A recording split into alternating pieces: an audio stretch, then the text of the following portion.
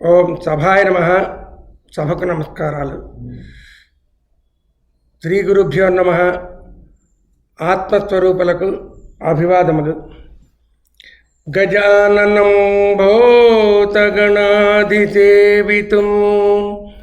కపిత్తజంబూఫలసారభక్షణం ఉమాసుతం శోక వినాశకారణం నమామి విఘ్నేశ్వర పాదపంకజం. గురుర్బ్రహ్మ గురుర్విష్ణు గురుదేవో మహేశ్వర గురు సాక్షాత్ పరబ్రహ్మ తస్మై శ్రీ గురవే నమః. హరిభజించు హస్తములు అచ్యుత కోరి మృక్కిత చిరము చక్రధరు చేరిన చిత్తము ఇందిరావరుగును దృష్టి మొరవైరిను తించిన వాణి అక్షరు కదలాను కర్ణములై విలచిల్లుపోబువిన్ అని పరీక్షన్ మహారాజు సుఖమహర్షి దగ్గర మహాభాగవత ప్రవచనాన్ని వింటూ హరిని గూర్చి స్మరించినటువంటి ఈ వాక్యాలు. అందరికీ భాగవతం గురించి మనకి గురువులందరూ చాలా చక్కగా 2-3 కార్యక్రమాల్లో వివరించి చెప్పారు. ఇంకా అందుకే నేను అందులోకి వెళ్లకుండా అందులో ఉండే ఈ కుచేలోపాఖ్యానం అనే అంశాన్ని మీ ముందు ఉంచడానికి ఆలోచన ఏంటంటే, వసుదేవసుతం దేవం కంసచాణూరమర్దనం దేవకీ పరమానందం కృష్ణం వందే జగద్గురు. శ్రీకృష్ణ పరమాత్ముడు జగద్గురు. నారదాది మహర్షులు, ఇంద్రాది దేవతలు ఎవరు సందర్శనానికి వచ్చినా అతనికి నమస్కరించి అతని పాదాలకి వంగి నమస్కరించి కూర్చునేటటువంటి సాంప్రదాయం జరుగుతున్నటువంటిది. కానీ ఇక్కడ కుచేలోపాఖ్యానంలో అంతటి జగద్గురువు తన బాల్యమిత్రుడైనటువంటి కుచేలునికి పాదాలు కడిగి ఆ నీటిని శిరస్సు మీద జల్లుకొని రుక్మిణి శిరస్సు మీద కూడా జల్లి అక్కడ ఉండే పరివారం అంతటికి కూడా ఈ జల్లినటువంటి సంఘటన అందరికీ ఆశ్చర్యాన్ని అబ్బురాన్ని కలిగిస్తుంది. దానికి కారణం ఆదర్శప్రాయం కూడా అవుతుంది. తర్వాత ఏంటంటే ఆ ఆదర్శప్రాయం కూడా. అయితే ఇక్కడ మరొక విషయం కూడా ఉంది. ఆ కుచేలుడు అంటే చినిగినటువంటి వస్త్రాన్ని ధరించినటువంటి వాడు, మాచిపోయినటువంటి దుస్తులు, అసలు శరీరం మీద స్పృహ లేనటువంటి వ్యక్తి, ఆత్మజ్ఞాని. అందుకోసమనే అతని అసలు పేరు సుధాముడు. కానీ ఎప్పుడు చూసినా అందరికీ చినిగిపోయిన దుస్తులతోటి మాచిపోయిన బట్టలతోటి కనబడుతుంటాడు. అతనికి ఈ స్పృహ లేదు. నిరంతరం ఆత్మజ్ఞానంలో అతను అనుభూతిని పొందుతుంటాడు. గోవింద చకుండు కుచేలుండు నా నొప్పు. ఎంతటి గొప్పవాడంటే కుచేలుడు విప్రుండు మానధనుడు విజ్ఞాన రాగాది విరహిత స్వాంతుండు శాంతుండు ధర్మవత్సలుండు ఘనుడు విజితేంద్రియుండు బ్రహ్మవేత్త. మనం అధ్యయన భారతిలో ఈ ఉపనిషత్తు సారాంశం అంతా కూడా గత 4-5 సంవత్సరాల నుంచి మనకి అధ్యయనం చేస్తున్నటువంటి మన గురువులందరికీ ప్రణామములు అర్పించాలి. వాళ్ళు కాచి వడబోసినటువంటి ఆ పదాలన్నీ మనకి స్ఫురణలో ఉన్నాయి. మీరందరూ కూడా వేదాంతం తెలిసినటువంటి మహానుభావులు. ఎందుకంటే అధ్యయనంలో ఆరితేరినటువంటి వాళ్ళు ఈ పదాల గురించి వేరేగా నేను వివరణ ఇవ్వాల్సిన పని లేదు.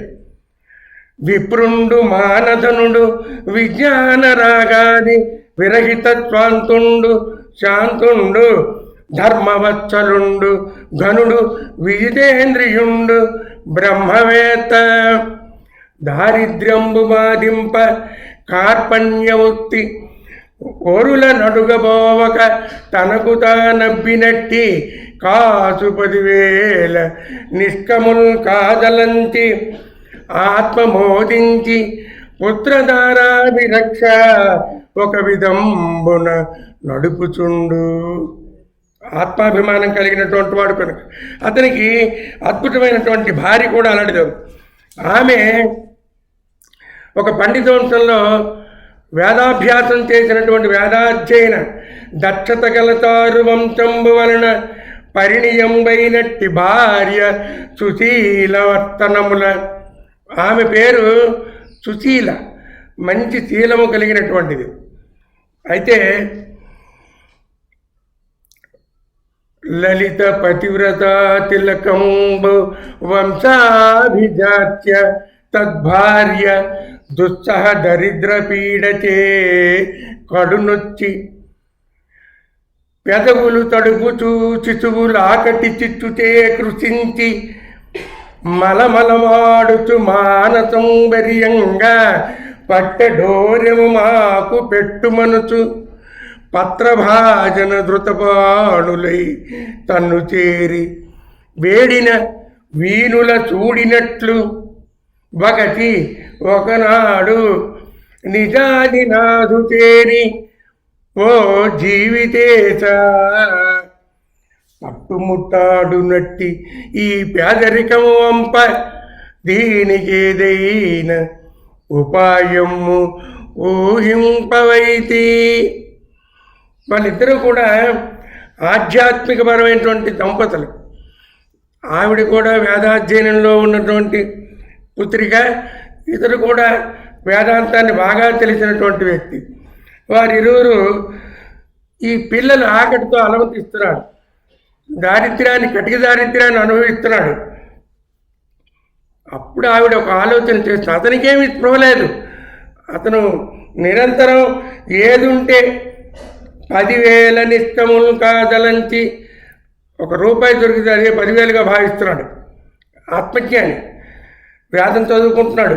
ఎవరో దారిపోతున్న వాళ్ళు ₹10 ఇస్తున్నారు, దాంతో జీవనం. ఆమె అప్పుడు బాధపడి చెప్తుంది, బాలచకుడైన పద్మపత్రునేతృగాన ఏయి దరిద్రాంధకారమగ్నులమైన మము ఉద్ధరింపుము హరికృపాకటక్ష రవి దీప్తివడతి. మహాత్మా, నీ బాల్యమిత్రుడు శ్రీకృష్ణ పరమాత్మ ఉన్నాడని చెప్పావు. ఒక్కసారి వెళ్ళి అతన్ని దర్శించండి అంతే, యాచించమని అడగలేదు. ఇద్దరు కూడా అభిమానం కలిగినటువంటి వ్యక్తులు. అప్పుడు అతను అయితే శ్రీకృష్ణ పరమాత్మ ఎలాంటి వాడు కూడా చెప్పింది ఆవిడ. ఇరువురిలోని కూడా కృష్ణ భక్తి. నిన్న మనకి గురువు గారు ఈ 4-5 రోజుల్లో చెప్పినటువంటివి ఈ అధ్యయనం తాలూకు ప్రాథమిక లక్ష్యాన్ని చెప్పారు. ఏంటంటే గురుభక్తి, వైరాగ్యం. ఆ 2 అంశాలే నొక్కి నొక్కి నొక్కి మన గురువులందరూ చెప్పడం మీరు అందరూ వినుంటారు. ఇక్కడ కూడా అదే విషయాన్ని ప్రస్తావిస్తూ వాళ్ళు ఆవిడ చెప్తున్నది. వరదుడు సాధు భక్త జనమచ్చలుడార్త శరణ్యుడు ఇందిరావరుడు దయాపయోధి భగవంతుడు కృష్ణుడు తాను కుశత్తలీపురమున యాదవ ప్రకరముల్ భజింపగ ఉన్నవాడు మీరరిగిన మిము జూచి విబుడప్పుడు ఇచ్చు అనూన సంపదల్. మీరు వెళ్తే చాలు, అడగక్కర్లేదు. అబ్బా, నా భార్య ఎంత ఆలోచన చేసింది, ఇది కృష్ణుని యొక్క సందేశంలాగా అనిపిస్తున్నది అని ఇంకా మనిషి కదలలేదు. ఆవిడ మరొక్క మాట అంది. పతివ్రత శిరోమణి కదా, ఆమె కూడా తక్కువ కాదు, వేదాంతాన్ని అభ్యసించినటువంటి వ్యక్తే. మరొక అద్భుతమైనటువంటి వాక్యం పలికింది. కళ్ళలో నంతను మున్నెరుంగని మహాకస్తాత్ముడైనట్టి దుర్బలుడు ఆపత్సమయంబు నిజ పదాబ్జాతంబులు ఉల్లంబులోన్ తలపన్నంతన మెచ్చి ఆర్తిహరుడై తన్నైన నిచ్చున్ సునిచ్చల భక్తిన్ భజించు వారికి ఇతడే సంపద్విశేషోన్నతుల్. కలలో కూడా ఎప్పుడూ స్మరించినటువంటి వాడు కూడా ఆపద సమయంలో నిజ పదాబ్జాతంబలు, అతని పాదాలే, వెంకటేశ్వర స్వామి పాదాలనే చూపెడతాడు. పాదపద్మములు స్మరించినంత మాత్రం చేతే తనకు తాను సమర్పించుకుంటాడు. మనము భక్తితో ఉన్నాం. సామాన్యమైన భక్తి కాదు, నిశ్చలమైన భక్తి కాదు, సునిశ్చలమైన భక్తితో ఉన్నాం. సునిశ్చల భక్తిని భజించు వారికి ఇతడే సంపద్విశేషోన్నతుల్ అని పలికిన నమ్మాని సునియోక్తులు కలరి భూమి చురుండు. ఆ శ్రీకృష్ణుని కనలేకుట ఇహపర సుఖమని భావించి ఇహము పరము కూడా నాకు లభిస్తుంది. భార్య మంచి సందేశమే చెప్పింది, నా ధర్మం కూడా పిల్లలకి ఏదో ఆకలి తీర్చాలి అని. ఎందువల్లంటే ఆవిడ పడినటువంటి బాధ చెప్పింది. చితువులాకటి చిత్తుతే కృషించి మలమలమాడుచు మానసంబిర్యంగా పట్టెడోరెము మాకు పెట్టుమనుచు. అమ్మ ఆకలేస్తున్నది, పట్టిడన్నం పెట్టమ్మా. లేదు, ఏమిటి తెచ్చారు, కంచాలు లేవు. పత్రభాజన ధృతపానులై తన్ను చేరి వేడిన వాళ్ళు మాట్లాడుతుంటే అమ్మా ఆకలి అంటుంటే వీణుల చూడినట్లు చెవులకి చూదులతో గుచ్చినట్టు అనిపిస్తే అప్పుడు జీవితేశ తట్టు ముట్టాడున్నట్టి ఈ పేదరికమింక వంప. మీరు వేదన చదువుకుంటున్నారు, పిల్లలు వేదన పట్టించుకోవటం లేదు. నేను ఇంక ఈ పేదరికాన్ని తట్టుకోలేను, దీనికి ఏదైనా ఉపాయం ఊహింపవైతి అని అతనికి చిన్న సలహా ఇచ్చింది. శ్రీకృష్ణుడు కూడా సామాన్యుడు కాడు, వరదుడు, సాధు భక్త జనవత్సలుడు అర్థశరణ్యుడు ఇందిరా వరుడు. అయితే ఈమె నీవు చెప్పిన ఎట్లు రాజీవ నేత్రు పాదపద్మంబుల ఆశ్రయింపంగజనుట మహా అద్భుతము. కానీ ఆ చక్రపాణికి పుడుకేదైనా కానుకేదైనా కొంపోవ కలదే. మనకు ఎవరి దగ్గరికైనా వెళ్తే ఏదో కానుక ఇవ్వాలి, మన దగ్గర ఏమిటి ఉన్నాయి, ఏమీ లేవు. ఆమె ఏం చేసిందంటే ఇంట్లో కూడా ఏం లేవు, ఏమైనా ఉంటే పిల్లలు ఎందుకు ఏడుస్తారు. ఇరుగు పొరుగు వాళ్ళు జరిగే పిడికిలు అటుకులు తెచ్చింది, 4 పిడికిళ్ళు అటుకులు తెచ్చి ఆ వస్త్రంలో కొంగును కట్టి, ఆ వస్త్రం అంటే ఏంటి, చిరిగిపోయినటువంటి కండువ, అందులో మడత పెట్టి అందులో జాగ్రత్తగా కట్టి పెట్టుకొని వెళ్ళిపోతున్నాడు. కొన్ని మృతక తండులములను కొన్ని తెచ్చి ముడివేసి అతన్ని సాగనంపింది. గోవింద సందర్శనోత్సాహి ఎక్కుతూ వెళ్ళిపోతున్నాడు. అతను నిరంతరం ఆధ్యాత్మికంలో రమిస్తున్నాడు. ఇంకా అతని గురించి అతనికి ఏం స్పృహలేదు. ద్వారకా నగరంబు ఏ రీతి జొత్తును భాసురాంతఃపురవాసి అయిన ఆ పొండరీకాక్షుణ్యబ్బంగి దర్శింపగలను. తద్వారపాలకు ఎక్కడి విప్రుండవు ఇందేల వచ్చితివని అడ్డుపెట్టిరే వారికేదైన పరిధానమిచ్చి చొచ్చెదనన్న ఊహింప అర్ధశూన్యుండ నేను. ఆయన నా భాగ్యవతిని దయాద్ర దృష్టి కాక ఎందుకలదే అతడేల నన్నుపేక్షించు నేటి మాటలనుచూ అనుకుంటాడు. ఎలా వెళ్ళమనుకుంటాడు కానీ వాళ్ళకి ఏదైనా పరిధానం ఇచ్చి వచ్చిందన్న ఊహింప అర్థశూన్యుండ నేను. అయినా అతనికి తర్వాత వాళ్ళు నేను ఎలా వెళ్తాను, అతడు ఎలా నన్ను రక్షింపడు అని మరొక ధైర్యం, ఆత్మవిశ్వాసం, విశ్వాసమే ఉండాలి. ఇప్పుడు మనకి భగవద్గీత సారాంశం అంతా కూడా నమ్మకం ప్రధానం భగవంతుని మీద. అతనికి ఆ విశ్వాసం ఉంది, అలాగే వెళ్ళిపోయాడు. అంత దూరంలో ఇందీవరస్యాము వందిత సూత్రాము కరుణాలవాలు బాసురకపోలు కౌతుభాలంకారు కామిత మందారు చురుతిరులావణ్యు చురతిరణ్యు హర్యక్ష నిభమజ్జు అఖిల లోకారాజ్యు ఘనచక్రహస్తు జగత్ ప్రసత్తు ఖగకులాధిపయాను కౌచేయ పరిదాను పన్నగతయును అబ్జాతనయను మకర కుండల సద్భూతు మంజుబాసు నిరుపమాకారు దుగ్ధసాగర విహారు భూరి గుణతాంధ్రు యదుకులాంభోతి చంద్రు విష్ణు రోచిష్ణు జిష్ణు సహిష్ణు కృష్ణు. అదే ధ్యానంతో వెళ్ళిపోతున్నాడు. ఇతను ద్వారపాలకులు అడ్డుతారు అనే ఆలోచన లేదు. ద్వారకా నగరం శ్రీకృష్ణ పరమాత్ముడు అక్కడ ఉన్నాడు. అంచేత బ్రాహ్మణులకి ఈ యాచన చేసుకున్న వాళ్ళని ఎవరు అడ్డరు, వెళ్ళిపోతున్నాడు. శ్రీకృష్ణుడి పరిస్థితి ఏమిటి? మందిరంలో రుక్మిణీ సమేతంగా కుశల ప్రశ్నలు అడుక్కుంటూ ఒకరికొకరు ఆనందంగా గడుపుతున్న కలిడాయంజనునంత కృష్ణుడు దళ కంజక్షడ పేద విప్రుని అత్రాంత దరిద్ర పీడితు కృషీభూతాంగు జీర్ణాంబరన్ ఘన తృష్ణాతుర చిత్తు హాస్య నిలియున్ ఖండోత్తరీయున్ కుచేలుని అల్లంతని చూచి సంభ్రమ విలోలుండై దిగిన్ తల్పమున్. అంత దూరంలో చూశాడు, ఆ గబగబగబ వెళ్ళిపోయాడు. కరమర్ధినెదురుగా జని పరిరంభణమాచరించి బంధు స్నేహస్ఫురణం తోడ్కొని తెచ్చే సమాదరమున కూర్చుండబెట్టే తన నిజ తల్పమునన్. చరిత్రలో మరొకరు ఎవరికి అర్హత లేనటువంటి ఆసనం మీద కూర్చోబెట్టాడు. అది మనం గమనించవలసినటువంటి అంశం. చిరిగి చెమట నడిచి వచ్చాడు. గబగబా మేనంతా కూడా విసిరాడు, గంధం రాచాడు, చందనం సమర్పించాడు. మనం చెప్తుంటాం షోడశోపచారాలు అంటారు. ఆజ్యం సమర్పయామి, పాజ్యం సమర్పయామి, ఆచమనీయం సమర్పయామి.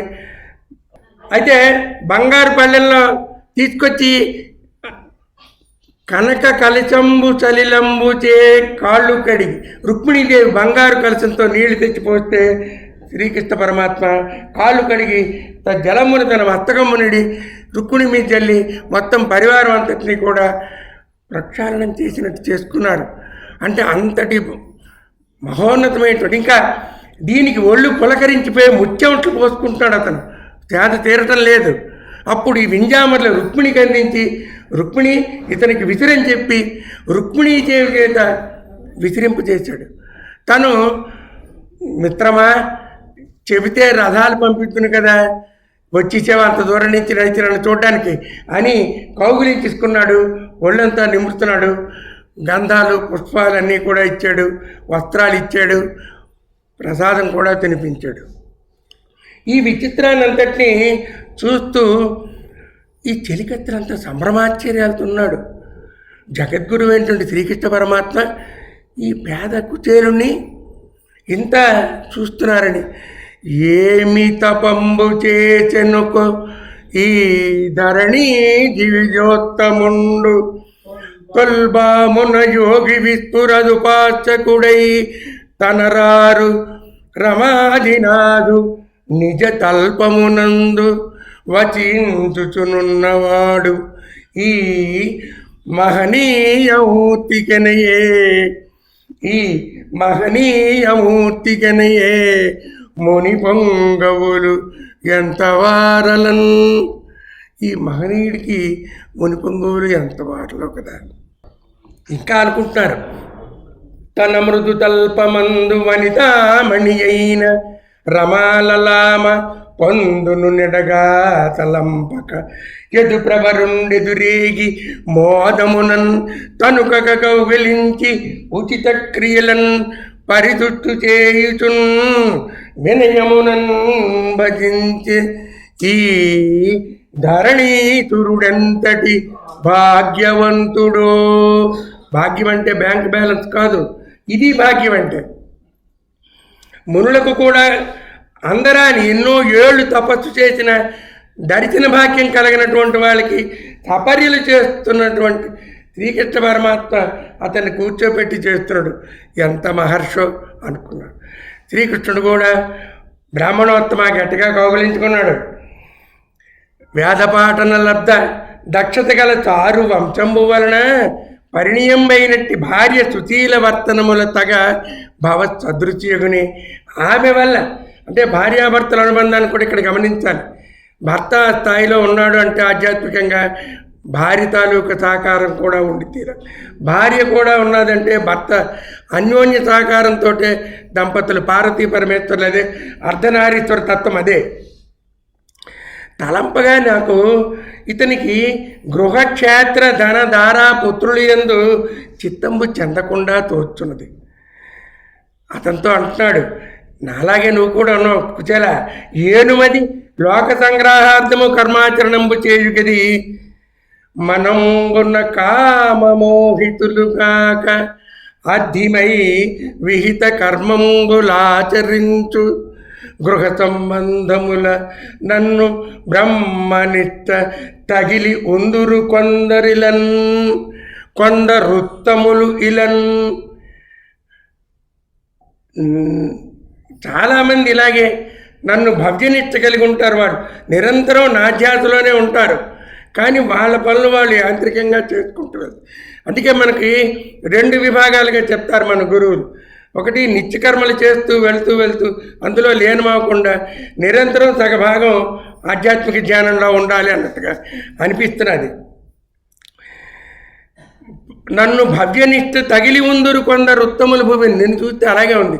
నీకు పుత్రులు ఎందు కానీ, డబ్బు ఎందు కానీ, భార్య ఎందు కానీ, దేని ఎందు నీకు మనస్సు ఉన్నట్లేదు. మన ఇద్దరం చదువుకున్నాం గురువుగారి దగ్గర. అతను చాలా గొప్పవాడు. తివిరియ జ్ఞాన తిమిర ప్రదీపమగుచు అవ్యయంబైన బ్రహ్మంబు ననుభవించి భరిత సత్పుండు సత్కర్మ నిరతుడు అతుల భూసుర శ్రేష్ఠుడు అనుగుండు బుధనుతుండు సాందీపని మహర్షి. నిజంగా అతను పూర్వం గురు శిష్యుల బంధం ఈ తల్లి పిల్లల్లాగా ఉండేది. ఆ మహాముని వలన సకల వర్ణాశ్రములకు నేను విజ్ఞానపడుతుండగు చెప్పు గురువచనంబు పరమధర్మం అని ఆచరించి ఒక నేను తపోవృతి యజ్ఞదాన శమతమాదుల చేత సంతజింపను గురుజనంబుల పరమభక్తిని సేవించి వారు నన్ను పరిణమించను. వాళ్ళిద్దరూ ఒకసారి గురుపత్ని సందేశంతో సాయంకాల సమయంలో ఈ దర్భలు కట్టెలు తేడానికని నియమించి కుచేరుడు కృష్ణుడు కూడా అడవికి వెళ్ళిపోయారు. చిన్నపిల్లలు కదా. ఈ లోపల కారు మబ్బులు జంజామార్తం విపరీతమైనటువంటి వర్షం కుంభవృష్టి కురుస్తున్నది. కళ్ళు మెరుమెట్లుగా ఉరుములు మెరుపులతో భీభత్సం చెందిపోతున్నారు. భారీ వర్షం. కృష్ణుడు పడిపోతే కుచేరుడు తీస్తున్నాడు, కుచేరుడు పడిపోతే కృష్ణుడు తీస్తున్నాడు. ఇద్దరు ఎక్కడికి వెళ్తున్నారు, ఏం చేస్తున్నారో తెలియటం లేదు. ఆఖరికి ఒక చెట్టు దగ్గరికి వెళ్ళి అక్కడ అలా విశ్రమించి సొమ్మచిల్లి పడిపోయారు. ఈ లోపల గురువు గారి ఇంటికి వచ్చి ఏరి కృష్ణుడేడి కుచేరుడేడి అని ఇలా పంపించి ఎంత పని చేసావు అని అతను కూడా కర్ర పట్టుకుని బయలుదేరిపోయాడు. అడవిలో తెల్లవారులు తిరిగాడు, కృష్ణ కృష్ణ కుచేలా కుచేలా ఎక్కడెక్కడ. అప్పట్లో గురువు ఆశ్రమంలో అంతటి బాధ్యతాయుతంగా ఉండేవారు వాళ్ళు. తెల్లవారిన పక్షులు కలకల ధ్వనులన్నీ వినబడుతున్నాయి. ఇద్దరు లేచారు. తడితడిగా ఉంది, సూర్యకిరణాలు పడుతున్నాయి. ఎక్కడున్నారో తెలియదు, బురదగా ఉంది. అప్పుడు అల్లంత దూరంలో గురువుగారు వస్తున్నారు. కృష్ణ కృష్ణ కుచేలా కుచేలా అని వచ్చి కౌగులించుకున్నారు. అతను అంటున్నాడు అప్పుడు గురువు తాలూకు వాత్సల్యం చూడండి. కటకట ఇట్లు మా కొరకుగా జనుదెంచి మహాటవిన్ సముత్కట పరిపీడనుందితిరి కావున శిష్యులు మా రుణంబు కీగుటకిది కారణంబు సమకూరెడిపో. ఇక మీద మీకు విస్ఫుట ధన బంధుదారా బహుపుత్ర విభూతి జయ ఆయు ఉన్నతుల్. గురువు తాలూకు వచనం అయిపోయింది. అందుకే ఇందాక చెప్పినటువంటి వాక్యాల్లో 2, ఒకటి గురుభక్తి, 2 వైరాగ్యం, 2 కళ్ళు. అహంకార మమకారాలు భగవద్గీతలో చెప్పినట్టుగా త్యజించాలని. ఇక్కడ ఈ ఉపనిషత్తుల సారాంశంలో గురుభక్తి వైరాగ్యం. గురుభక్తి ఇక్కడ తెలిపింది. అతను కూడా వీళ్ళకి అన్ని రకాలైనటువంటి ఆశీర్వచనాలు చేశారు. శ్రీకృష్ణుడు హాయిగా అతని దగ్గర ఉన్నాడు. అడిగాడు, మిత్రమా చాలా కాలం అయిపోయింది మనందరం కూడా మన ఇద్దరం కలిసిమెలిసి. తర్వాత మనకు చిన్న విషయాన్ని గమనించండి. కృష్ణుడు కుచేరుడు ఆశ్రమంలో 64 రోజులు మాత్రమే. 64 కళల్ని 64 రోజుల్లోనే శ్రీకృష్ణుడు అభ్యసించాడు. వీళ్ళిద్దరూ కలిసిమెలిసి ఉన్నది కేవలం 64 రోజులే. రోజుకో కళ చొప్పున శ్రీకృష్ణుడు అభ్యసించి వెళ్ళిపోయారు. బలరామకృష్ణులు వెళ్ళిపోయారు. కుచేలుడు ఉన్నాడు ఆ తర్వాత చాలా కాలం తర్వాత ఇప్పుడు కలిశారు. నా కోసం ఏం తెచ్చావయ్యా అడిగి. ఆ పదార్థము లేచి మాత్రం పైన 10,000గా నేను భావిస్తాను. నా యందు భక్తి లేని వాళ్ళు హేమాచల తుల్యంపైన పదార్థం బతికినను అది నా మనస్సులకు సొంతము కాదు. దళమైన పుష్పమైనను ఫలమైనను సలిలంబైన పాయని భక్తిని కొలిచిన జనులర్పించిన ఇలమిన్ రుచిరాన్నముగా నేను భుజింతును. నాకేమి అవుతుంది. అందుకే భగవంతుడు ఎప్పుడు కూడా మన తాలూకా అతను సృష్టించింది ఏదైనా ఇమ్మంటాడు. శరణాగతి మనకు మనం అర్పించుకోవడం కన్నా ఇంకేం లేదు అక్కడ. ఎంత చిన్నవాటికి కూడా అతను సంతృప్తి చెందిపోతుంది. ఈ విప్రుండు చెందిన కార్యము కృష్ణుడు తన మనంబనందు ఆలోచించి ఇతనికి ఏ రకమైనటువంటి ఆశ లేదు. భార్య ఉపదేశంతో వచ్చాడు, కనీసం ఆవిడ కోరికైనా తీర్చాలి అని ఆ కొంగులాగి ఆ అటుకులు ముడి ఇప్పి జాగ్రత్తగా ఎడం చేతులు వేసుకుని గబగ అబ్బా అద్భుతమైనటువంటి పదార్థం తెచ్చు, నీకు బాగా గుర్తుంది కుచేలా అని పిడికి మురహరుడు పిడికెటటుకులు కరమొప్పగా నారగించి కౌతికమతి మరియును పిడికెడుగొన తత్కరమప్పుడు పట్టి కమలములన్ ఒక పిడికిడి అయిపోయింది.